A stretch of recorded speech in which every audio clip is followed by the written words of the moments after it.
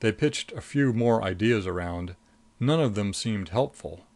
"Unless we just want to hightail it," the Commissioner said finally, "about the only thing we can do is go back and slug it out with the frigate first.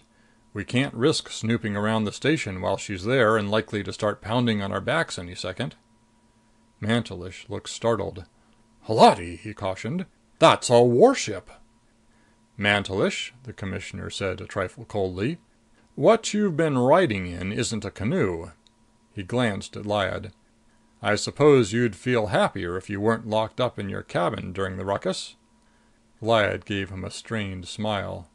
"Commissioner," she said, "you're so right." "Then keep your seat," he said. "We'll start prowling." They prowled. It took an hour to recontact the Aurora, presumably because the Aurora was also prowling for them. Suddenly the detectors came alive. The ship's guns went off at once. Then subspace went careening crazily past in the screens. Trigger looked at the screens for a few seconds, gulped and started studying the floor.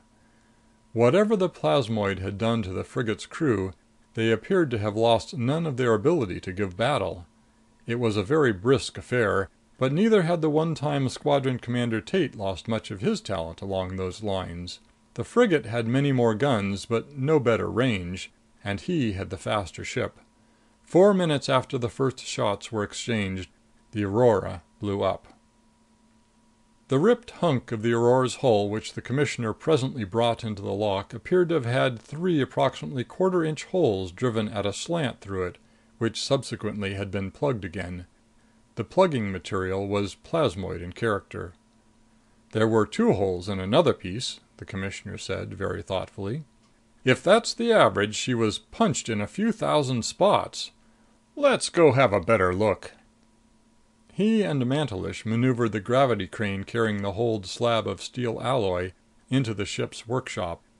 Lyad was locked back into her cabin, and Trigger went on guard in the control room and looked out wistfully at the stars of normal space. Half an hour later, the 2 men came up the passage and joined her. They appeared preoccupied. "It's an unpleasant picture, Trigger girl," the Commissioner said. "Those holes look sort of chewed through. Whatever did the chewing was also apparently capable of sealing up the portion behind it as it went along. What it did to the men when it got inside, we don't know. Mantelish feels we might compare it roughly to the effects of an ordinary germ invasion. It doesn't really matter. It fixed them." "Mighty large germs," Trigger said. "Why didn't their meteor reflectors stop them?" "If the ship was hove to and these things just drifted in gradually." "Oh, I see. That wouldn't activate the reflectors.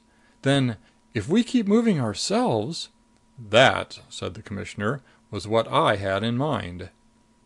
End of chapter 27.